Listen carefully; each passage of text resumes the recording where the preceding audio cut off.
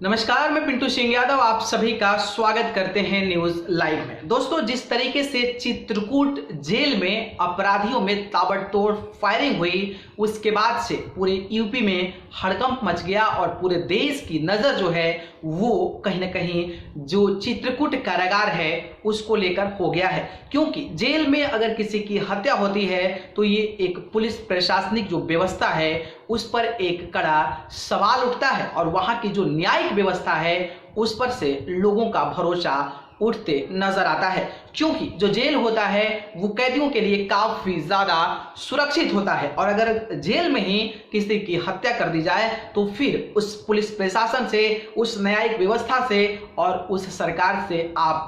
क्या ही उम्मीद कर सकते हैं। बात करें तो जिस तरीके से चित्रकूट में 3 हत्याएं की गई और कहा जा रहा था कि ये जो था वो गैंग वॉर था जिसमें कि 3 लोगों को मार दिया गया। बात करें तो जो अंशु दीक्षित था वो मुख्य जो था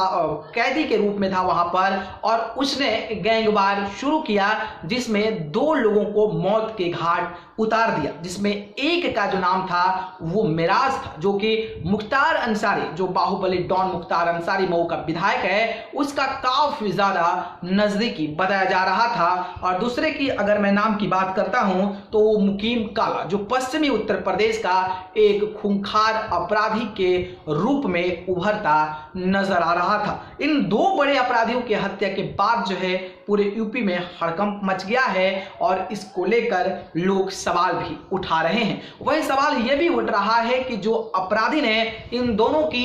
हत्या की है उसको आखिरकार क्यों नहीं पकड़ा गया, उसको मार क्यों दिया गया। क्योंकि जेल प्रशासन के पास आंसू गैस थे, टीयर गैस थे और चारों तरफ से घेराबंदी की हुई थी पुलिस, लेकिन इसके बाद भी उसको मारने की क्या जरूरत थी। उसको गिरफ्तार किया जाता और गिरफ्तार करने के बाद पूछताछ किया जाता और पूछताछ करने के बाद जो निष्कर्ष नजर आता उससे यह पता चलता कि आखिरकार जेल में लोग हथियार बंद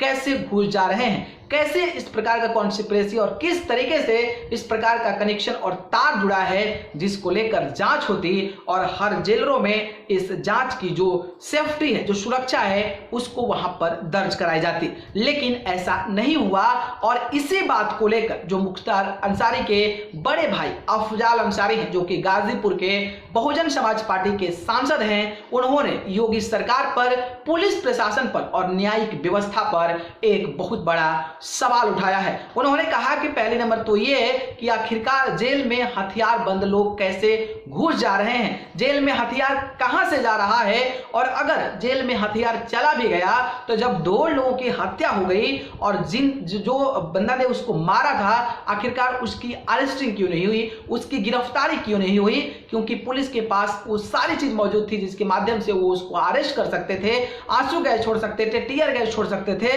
लेकिन ऐसा पुलिस प्रशासन, जेल प्रशासन ने नहीं किया बल्कि उसका एनकाउंटर कर दिया। इसका मतलब स्पष्ट है कि पुलिस इसमें मिली जुली हुई है और पुलिस जो है उसको मारकर कहीं ना कहीं वहीं पर सारा जो एविडेंस है, सारा जो सबूत है वो खत्म करने की कोशिश में है। और अगर ऐसा होता रहा तो फिर न्यायिक भरोसा से जो लोगों का भरोसा है वो कहीं ना कहीं खत्म हो जाएगा, जिसके बाद से अफजाल अंसारी ने अपने भाई की भी जो सुरक्षा है उसको भी लेकर सवाल उठाए हैं और उन्होंने कहा कि जो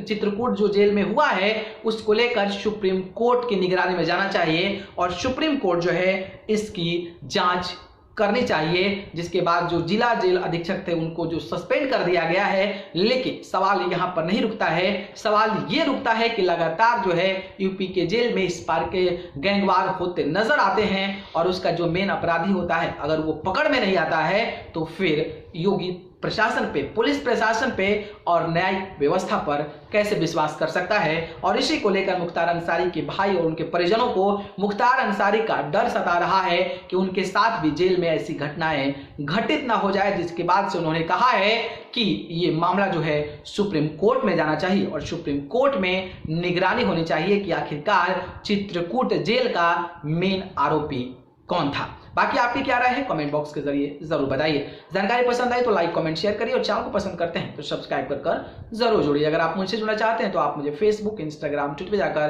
पिंटू सिंह यादव सर्च करके जरूर जुड़े, नहीं तो डिस्क्रिप्शन में लिंक है वहां जाकर आप मुझे फॉलो कर सकते हैं। आप सभी को बहुत बहुत धन्यवाद। नमस्कार।